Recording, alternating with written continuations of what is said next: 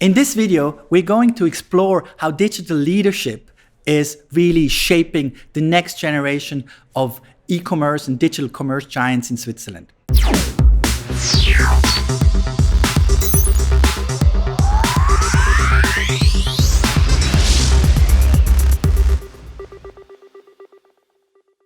My name is Patrick Comboeuf. I'm in digital since 1994-95. I had several roles in this context. Most notably, I was 9 years Director of Digital at SBB, Swiss Federal Railways. During this time, my team and I, we introduced SBB Mobile, by far the most downloaded app in Switzerland, and also relaunched about 3 or 4 times the biggest portal, the biggest digital portal in Switzerland, sbb.ch. According to a recent Netmetrics study, the website with the largest audience in Switzerland. After that, I was in a similar capacity at Swiss Life, and to spice up my life, I'm engaged at University of Applied Science, HWZ, where I run 2 programs as a Director of Studies, Digital Leadership and Blockchain Economy. Because life is a journey, a few months ago, I embarked on an entrepreneurial route, and I'm a co-founder of a company called Golden Now Technologies. We aim to bridge interactions, transactions, and value between users, brands, and organizations. I really like the mixture, or in French we call it the mélange, of people being interviewed, the panels, as well as I was very intrigued to hear Patricia Larry, one of my role models when it comes to reaching out to a wider audience. She had made some very, very great remarks on diversity, on how to get out of your comfort zone in order to make sure that your story is heard. And I think that goes very well, not only in the industry she represents, the media industry, but for any other industry confronted with digital transformation.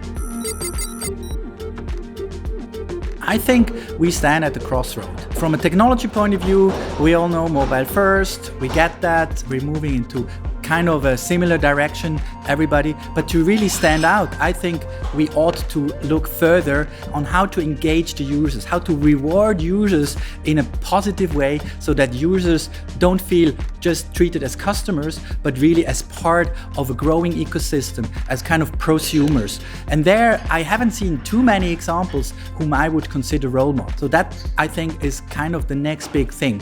And I'm very happy that me and my company, Golden Now, might be able to put a tiny contribution to that road.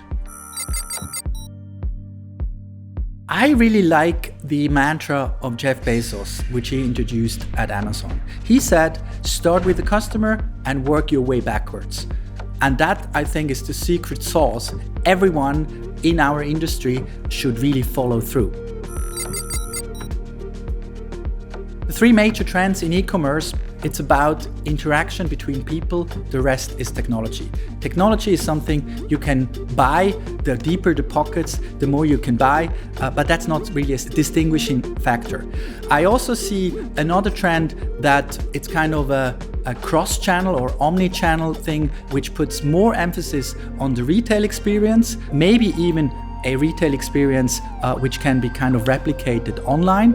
And thirdly, I truly believe digital diversity has to be on top of the agenda of every e-commerce shop.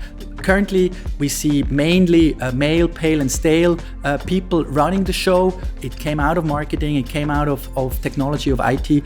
And I truly believe that should we really want to embark on mainstream and not only have 10, 15 or 20% share of the digital channel, then we ought to embrace diversity in a more open fashion.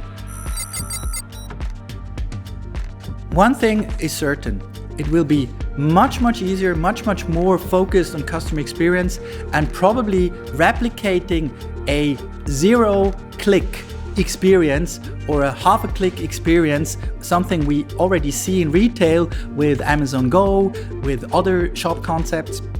And we will see that moving into the digital field back again. When you look at the normal checkout experience in an average John Doe store, that sucks. It's really a bad experience. You have to dig it somehow with a capture code. You have to remember your credit card credentials. You have to prove that you're a human. All that kind of technicalities that should prevent the company from actually dealing with a bot or with a robot are actually making my life as a shopper much more difficult. And I think those companies and those shops that can eradicate that and focus on a true user experience that has very low threshold to actually convert from interest into a buy, those are the ones that will succeed. I've been following the trend voice activation, voice commerce for quite some time. I remember in the 90s, I was confronted with that when working back at Ericsson. Of course, Ericsson as a telco provider, their foundation is voice and voice communication. Unfortunately, I haven't seen too many of those ventures being truly successful. For Switzerland, I see one particular obstacle to overcome to become mainstream for voice, and that's we do have a very limited commuting time, since everything is so close. So we work in the proximity of our homes, and even if we commute by train, for example, from Zurich to Bern, it's either so loud in the train or we have plenty of other distractions. I think that corresponds not exactly to the global market. When you look at the US, for example, where it's quite common that you sit in your car for 90 minutes to commute to work. And there, of course, voice is the perfect way to interact because you're not distracted from driving your car. You can listen with your ears, you can correspond and interact with your voice.